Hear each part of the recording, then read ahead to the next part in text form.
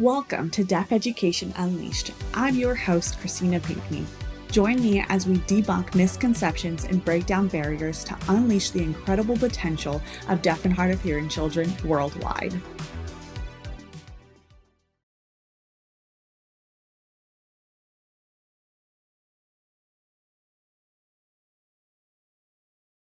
Okay, we are back today with Brenna Brillhart, and we are going to talk about itinerant services and what are the advantages of students who receive itinerant services.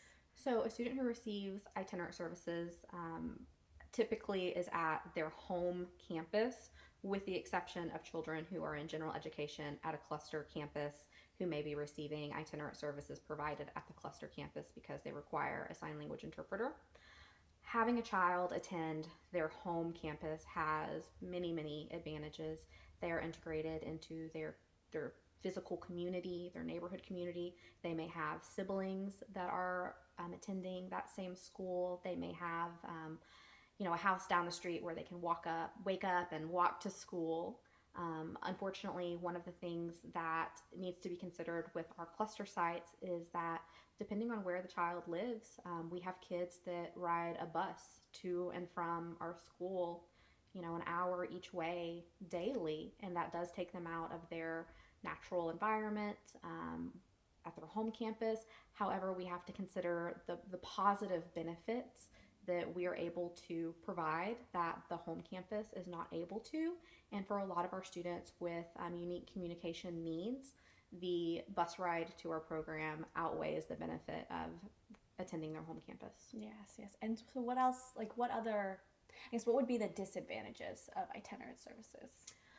That child may be isolated. They may be the only deaf or hard of hearing child on their campus. They may be in an environment where other students come up to them and ask them questions about their hearing devices, and they feel socially isolated because they are the only child like them on their campus.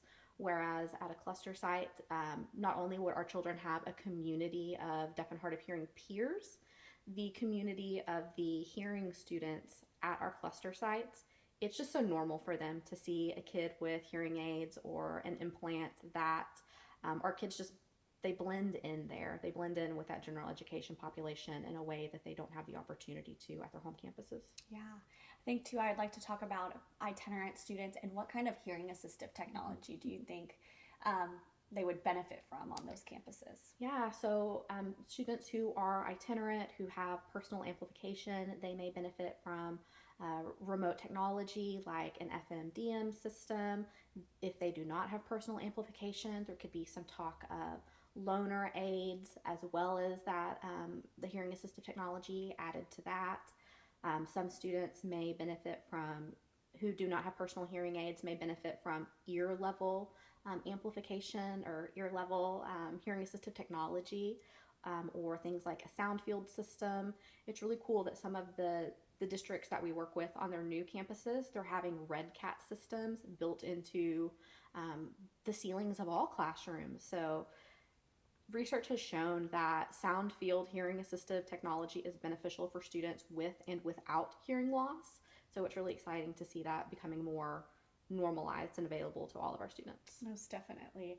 I think too it's important for parents to know, where does that recommendation come from on their hearing assistive technology? Yeah, that's typically part of the audiological evaluation. It may be done by their private audiologist. It may be done by a district audiologist reviewing the testing that was done by the private audiologist, or maybe the district's audiologist has done the testing and is the one filling out that audiological evaluation.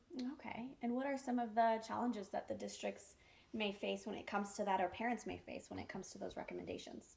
So, from a district standpoint, I think that sometimes there's a misunderstanding between equality and equity. And children who are deaf and hard of hearing, when they're provided equal resources as gen ed peers, or a student who may just have dyslexia at their home campus, our kids cost more. They require more resources to have the same level of access and success. Hearing assistive technology is not inexpensive. But the touchscreen Roger is the gold standard. It's something that a district can purchase for a child, and they should be able to use until they graduate.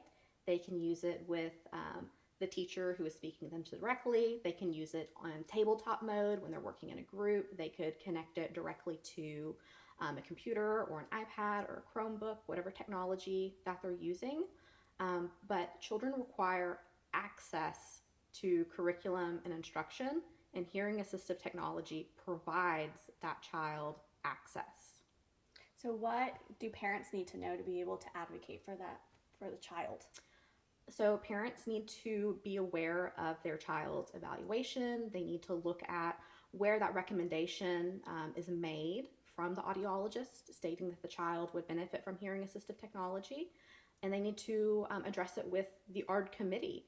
And if an educational audiologist has recommended hearing assistive technology to an ARD committee, and the audiologist is the expert in this field, I think that the ARD committee should give that professional courtesy and professional respect to the audiologist, to the expert in the field who made that recommendation by acquiring the equipment that child needs to be successful. I agree completely. I think it's important for parents to know, though, at the end of the day, we can make the recommendation, but the parents are going to have to be the ones to advocate and fight for their child. There's only so much as we as the district or the RDSPD can do, and so that's why I wanted to start this podcast, is to empower the parents, empower families to advocate for their child and know their rights. So absolutely. Yeah, awesome. Okay, well, I think that's all for this episode. Anything else you want to add? No. Alrighty, we'll be back next week. Join me on this journey as we release new episodes every Tuesday. Make sure you subscribe. And also, if you have any deaf and hard of hearing friends or family members, we do have this podcast available on YouTube, fully ASL interpreted with closed captions. The link is in the bio, so make sure you head that way. So thank you guys for joining, and I'm so excited to begin this journey.